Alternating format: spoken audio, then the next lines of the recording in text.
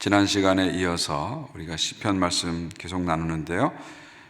시편 18편 20절부터 30절입니다. 시편 18편 20절부터 30절입니다. 함께 말씀을 천천히 찾아주시고요. 말씀을 같이 보도록 하겠습니다. 구약성경 시편 18편 20절부터 30절입니다. 제가 먼저 천천히 하나님 말씀을 봉독하겠습니다. 하나님 말씀을 봉독할 때 살아계신 하나님의 음성을 들으시기 바랍니다. 여호와께서 내 의를 따라 상 주시며 내 손의 깨끗함을 따라 내게 갚으셨으니 이는 내가 여호와의 도를 지키고 악하게 내 하나님을 떠나지 아니하였으며 그의 모든 규례가 내 앞에 있고 내게서 그의 율례를 버리지 아니하였음이로다. 또한 나는 그의 앞에 완전하여 나의 죄악에서 스스로 자신을 지켰나니 그러므로 여호와께서 내 의를 따라 갚으시되 그의 목전에서 내 손이 깨끗한 만큼 내게 갚으셨도다. 자비로운 자에게는 주의 자비로우심을 나타내시며 완전한 자에게는 주의 완전하심을 보이시며 깨끗한 자에게는 주의 깨끗하심을 보이시며 사악한 자에게는 주의 거스르심을 보이시리니 주께서 곤고한 백성을 구원하시며 교만한 눈은 낮추시리이다. 주께서 나의 등불을 켜시며 여호와 내 하나님이 내 흑암을 밝히시리이다. 내가 주를 의뢰하고 적군을 향해 달리며 내 하나님을 의지하고 담을 뛰어넘었나이다. 하나님의 도는 완전하고 여호와의 말씀은 순수하니 그는 자기에게 피하는 모든 자의 방패시로다. 아멘. 여러분 각자가 가정에서 하나님 말씀을 20절부터 18편 20절부터 30절까지 천천히 읽으시면서 주님의 음성을 들으시기 바랍니다.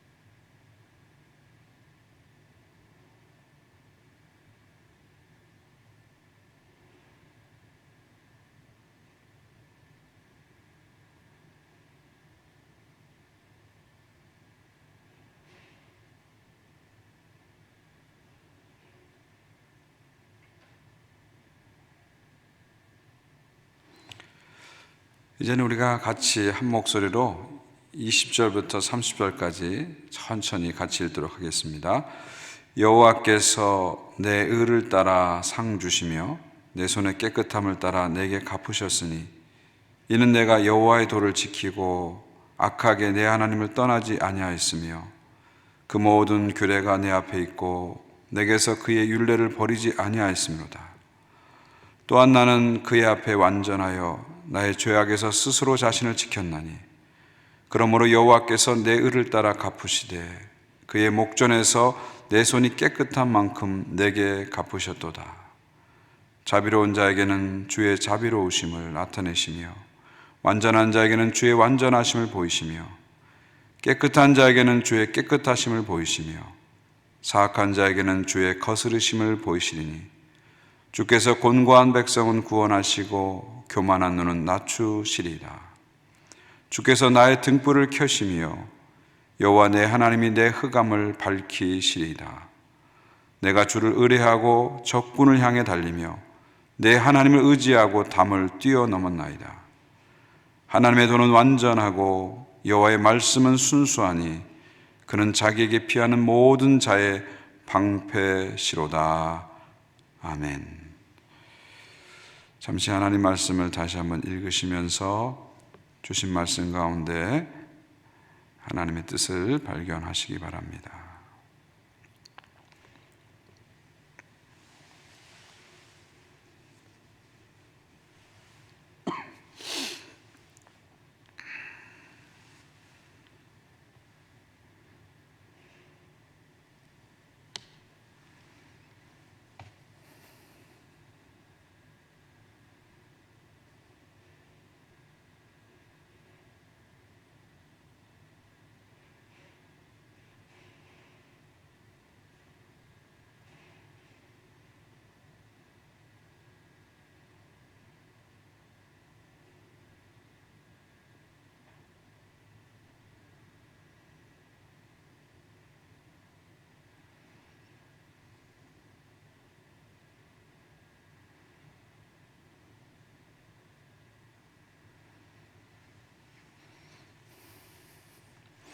하나님 말씀 같이 나누겠습니다. 오늘은 지난 시간에서 18편을 우리 같이 살펴보는데요. 18편에는 그 맨 앞에 긴 표제가 있습니다. 여호와의 종 다윗의 시 인도자를 따라 부른 노래. 여호와께서 다윗을 그 모든 원수들의 손에서와 사울의 손에서 건져주신 날에 다윗이 이 노랫말로 여호와께 아뢰어 이르되. 그래서 다윗은 18편을 통해서 자신의 인생의 고난 가운데서 하나님이 어떻게 방패가 되어주시고 요새가 되어서 지켜주셨는지를 간증하고 고백하고 있습니다. 이것은 단지 사울에게 쫓기는 상황에서만 나온 것이 아니라 이 다윗의 인생 전체에서 나온 것이라고 볼 수가 있죠. 오늘 18편의 시가 사무엘하 22장에 그대로 기록된 것을 볼 수가 있습니다. 그러니까 이 시는 다윗이 자신의 인생 전체를 돌아보면서 하나님에 대한 간증을 한 노래다. 다윗의 인생 고백이다. 인생 노래다. 그렇게 볼 수 있습니다. 그래서 한마디로 시편 18편은 다윗의 인생 노래다. 이렇게 말씀드릴 수 있습니다. 다윗이 자신의 70년 인생을 이렇게 돌아보니까 또 왕으로서의 40년 인생을 돌아보니까 하나님께서 어려운 가운데 나를 지켜주셨다. 방패가 되어주시고 요새가 되어 지켜주셨다. 이것을 깨닫게 되는 거죠. 그런데 하나님의 그 도우심과 함께 하시면 어떤 원리가 있다는 것을 다윗이 발견합니다. 그것이 25절, 26절, 27절인데요. 하나님은 자비로운 자에게는 주의 자비로우심을 나타내시며 완전한 자에게는 주의 완전하심을 보이시며 깨끗한 자에게는 주의 깨끗하심을 보이시며 사악한 자에게는 주의 거스르심을 보이시나니. 무슨 얘기입니까? 사람에게 내가 자비를 베풀면 하나님께서 나에게 자비를 베풀어 주시고 내가 사람에게 악하게 대하면 하나님께서 나에게 악하게 대해 주신다. 그러니까 내가 사람에게 관대하게 대하면 하나님도 나에게 관대하게 대해 주지만 내가 사람에게 악하게 대하면 하나님도 나에게 관대하게 대하지 않는다. 그런 말입니다. 한마디로 이 산상수훈의 원리, 너희가 남에게 대접을 받고자 하는데도 남을 대접하라. 이 원리가 다윗은 이것이 하나님께도 확장되어 있다. 하나님께로까지도 확장되는 원리다. 그런 얘기죠. 다시 말하면 우리가 사람에게 어떻게 대하느냐, 이것이 통해서 하나님이 우리에게 무언가를 주신다. 그런 말입니다. 한마디로 인생은 메아리와 같다. 그런 말입니다. 인생은 메아리다. 내가 저 산을 향해서 야호하면 그 야호가 나에게 돌아오는 거죠. 내가 호야하면 호야가 나에게 돌아온다. 그런 말입니다. 내가 다른 사람에게 한 말이 곧 나에게 하나님을 통해서 그대로 나에게 돌아온다는 거예요. 내가 다른 사람에게 한 행동이 그대로 하나님을 통해서 내게 돌아온다는 것이죠. 내가 다른 사람에게 관대하면 그 관대함이 하나님을 통해서 내게 임하는 것이고요. 내가 다른 사람에게 빡빡하면 그 빡빡함이 결국 하나님을 통해서 내게 온다. 그런 말이죠. 그러니까 우리가 이 말씀을 이렇게 생각해 보면서 우리는 하나님을 향해서 어떤 행동을 했는가를 한번 생각해 봐야 되겠죠. 내가 하나님을 향해서 이걸 주십시오 기도하기 전에 내가 하나님께 받고자 하는 것을 나는 다른 사람들에게 주고 있는가 한번 생각해 봐야 합니다. 무조건 때를 써서 하나님 주십시오 그게 아니라 내가 지금 하나님께 이것을 구하고 있는데 나는 이것을 다른 사람들에게 주고 있는가 한번 생각을 해보라 그런 말입니다. 내가 다른 사람한테 비판을 받기 원치 않는 기도를 하면서 내가 다른 사람을 비판하지 않았는가 생각해 보라는 거죠.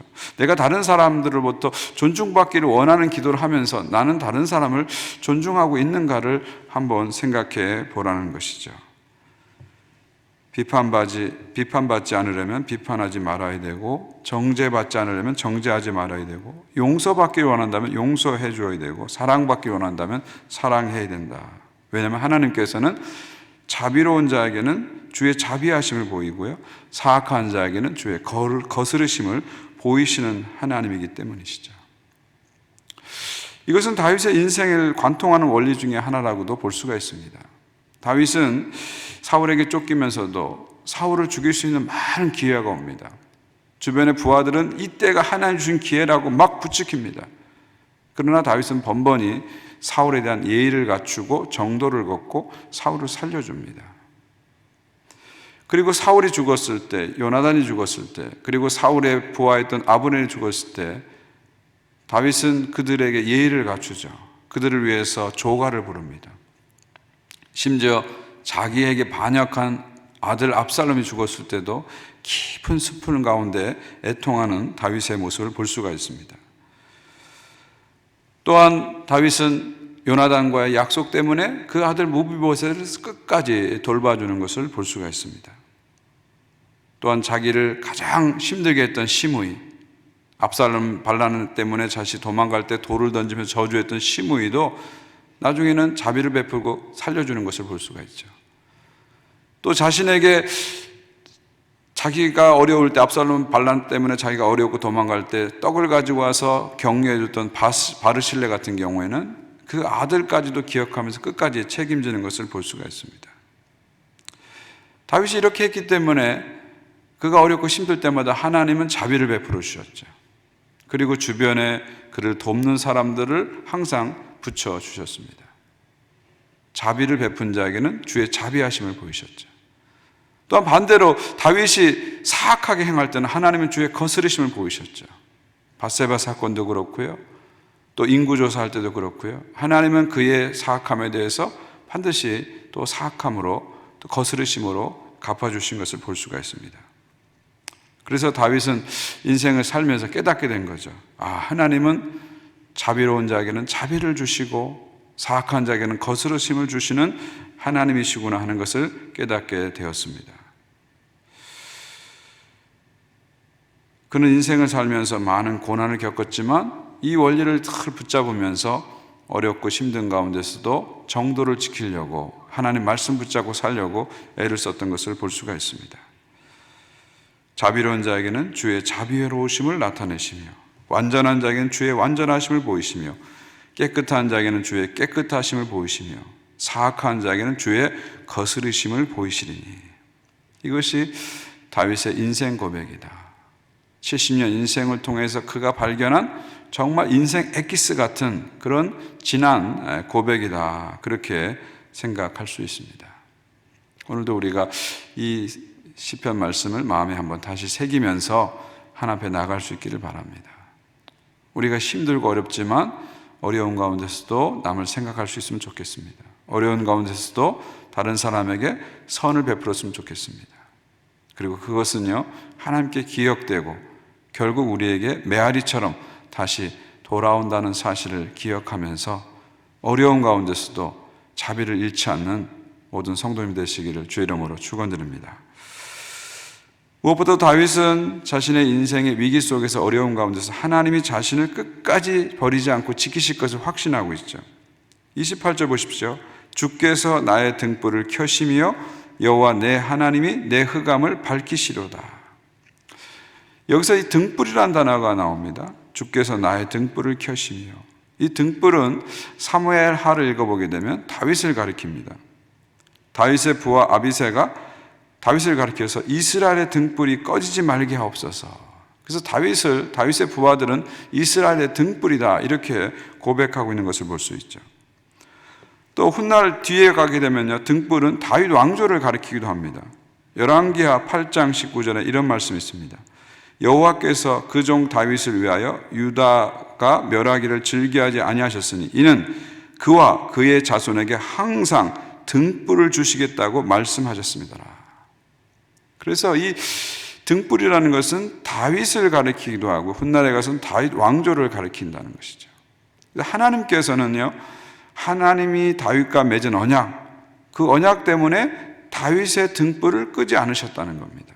더 나아가서 다윗과 맺은 언약 때문에 다윗 왕조의 등불을 끄지 않으셨다. 그런 말씀이죠. 그럼 다윗과 맺은 언약이 뭡니까?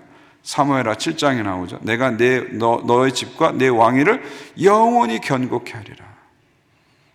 다윗과 다윗의 왕조를 영원히 견고케 하리라. 이 약속 때문에 하나님은 다윗을 지키셨다는 것입니다. 주께서 나의 등불을 켜시며 하나님이 다윗을 끄지 않고 모든 고난과 어려움 속에서도 다윗을 끄지 않고 그 등불을 계속 켜주신 것은 다른 것이 아니라 다윗에게 하신 그 언약 때문이라는 거죠. 다윗 왕조를 계속해서 이어가게 하시고 70년 포로를 통과하면서까지도 계속해서 다윗 왕조를 이어가게 하신 것도 다윗에게 한 약속 때문이라는 거죠.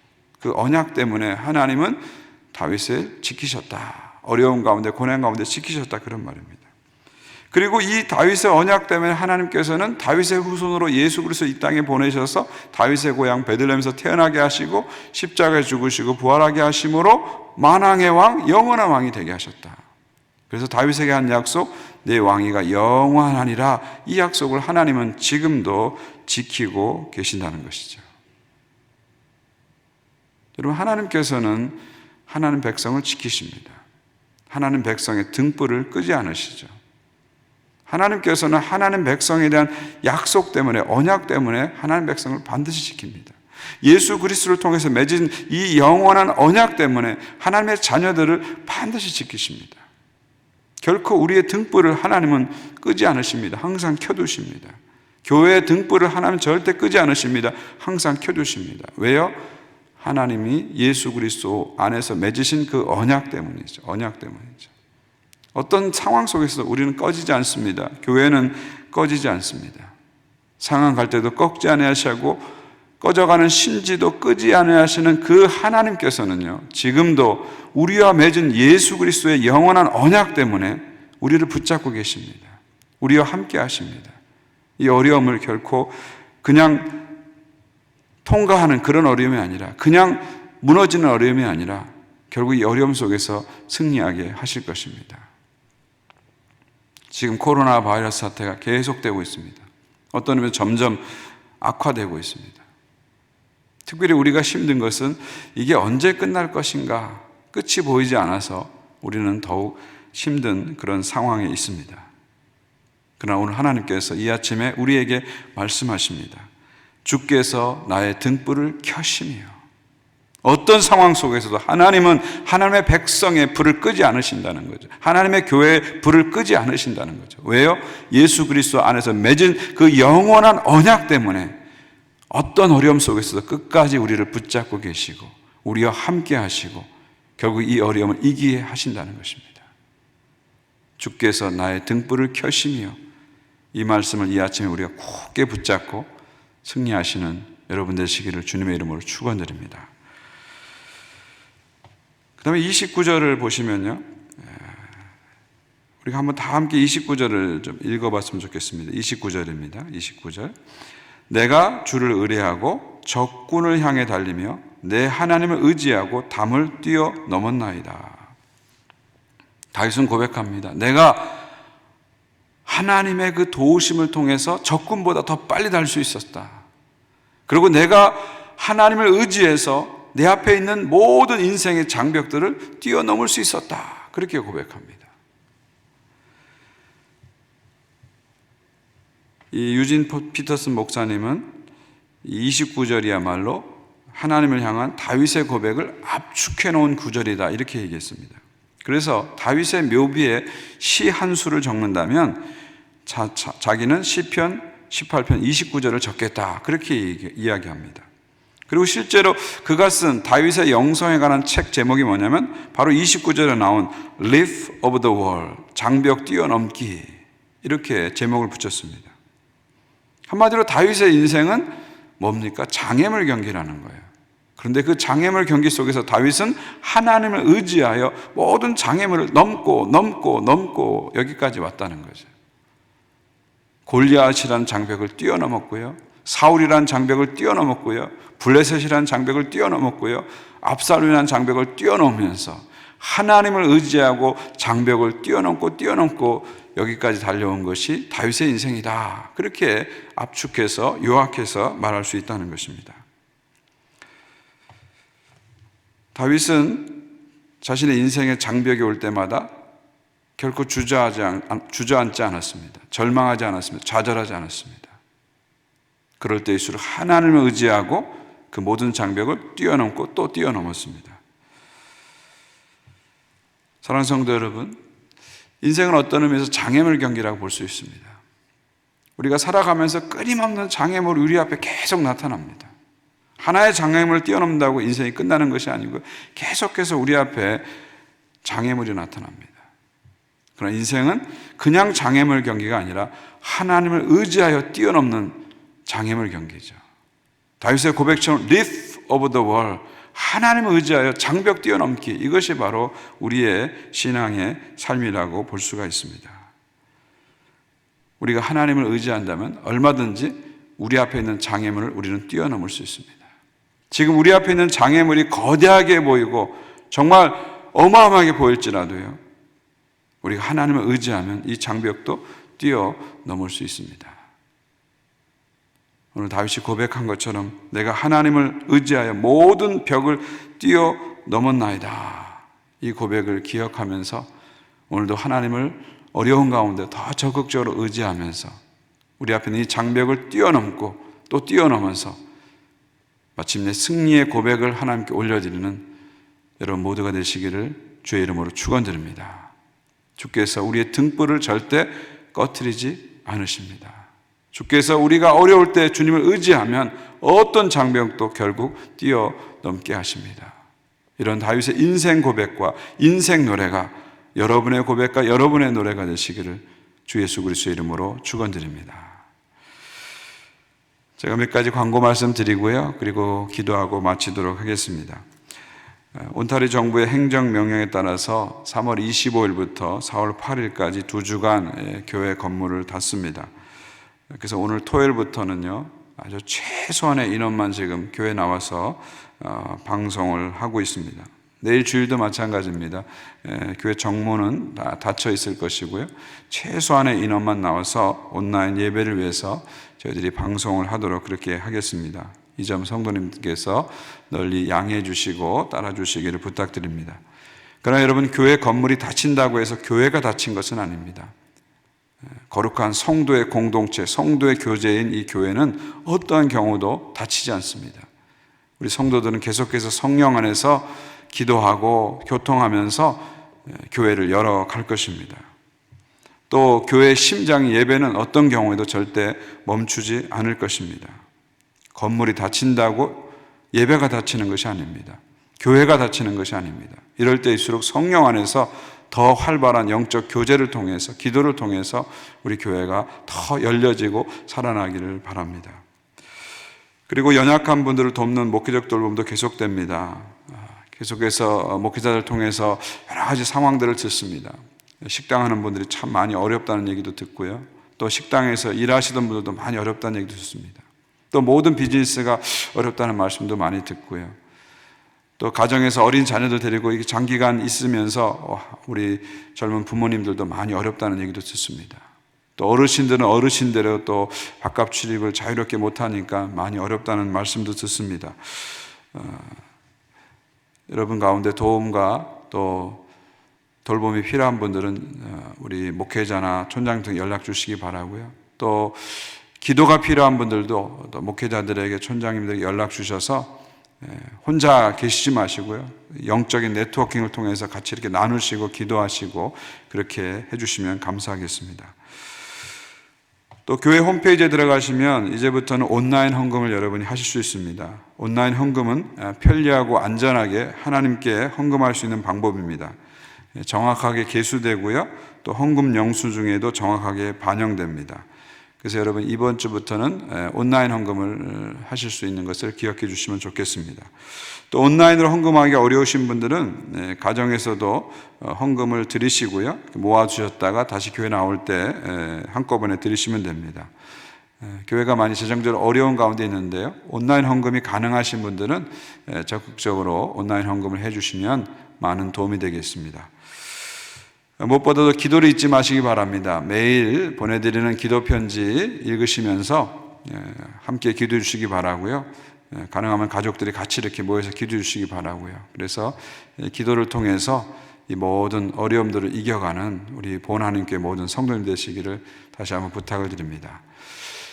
주 안에서 평안하시길 바라고요. 또 승리하시길 바랍니다. 기도하겠습니다. 하나님 아버지, 오늘 이 아침에 주신 말씀을 저희들의 마음에 새깁니다. 주께서 자비한 자에게는 자비를 베푸시고 사악한 자에게는 주의 거스르심을 보이신다는 말씀 기억하면서 주님께 받고자 원하는 것들을 남에게 대접할 수 있는, 주님께 대접받고자 원하는 것을 남에게 대접할 수 있는 그런 믿음의 삶을 우리가 살아갈 수 있도록 도와주시옵소서.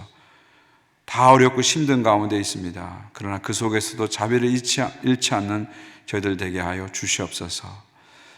주께서 나의 등불을 켜시며 어떤 어려움 속에서도 하나님은 하나님의 언약 때문에, 주 예수 그리스도 안에서 맺은 하나님의 언약 때문에 하나님의 자녀들을 지키시고 하나님의 교회를 지키심을 믿습니다. 이 고백을 마음에 새기면서 담대하게 나가게 하여 주시옵소서. 또한 주님께서는 우리 인생의 많은 어려움들, 장벽들을 뛰어넘게 하신 것을 믿습니다. 어려움 앞에, 장벽 앞에 주저앉고 좌절하고 낙심만 하지 않게 도와주시고 다윗처럼 주님을 의지하여 그 장벽들을 뛰어넘는 믿음의 성도를 되게 하여 주시옵소서. 흩어져 있지만 성령 안에서 모든 주의 백성들을 보호하여 주시옵시고 특별히 연약한 우리 분들을 기억하여 주시옵소서. 환우들을 기억해 주시고 어르신들을 기억해 주시고 어린 자녀들을 기억해 주시고 재정적으로 비즈니스 어려운 분들을 주님께서 그 마음을 굳게 붙잡아 주시고 도움의 손길로 함께하여 주시옵소서. 감사와 영광 올려드립니다. 예수 그리스도의 이름으로 기도하옵나이다. 아멘. 우리 함께 주기도문 드리겠습니다. 하늘에 계신 우리 아버지여, 이름이 거룩히 여김을 받으시오며 나라가 임하옵시며 뜻이 하늘에서 이루어진 것 같이 땅에서 이루어지이다. 오늘 우리에게 일용할 양식을 주시옵고 우리가 우리에게 죄 지은 자를 사하여 준 것 같이 우리의 죄를 사하여 주시옵고 우리를 시험에 들게 하지 마시옵고 다만 악에서 구하시옵소서. 나라와 권세와 영광이 아버지께 영원히 쌓옵나이다. 아멘. 예배를 마쳤습니다. 오늘도 주 안에서 승리하는 하루 되시기 바라고요. 내일 또 온라인 예배를 통해서 주일 예배 때 뵙겠습니다. 각자 기도하시면서 하나님께 나아가시기 바랍니다. 수고하셨습니다. 감사합니다.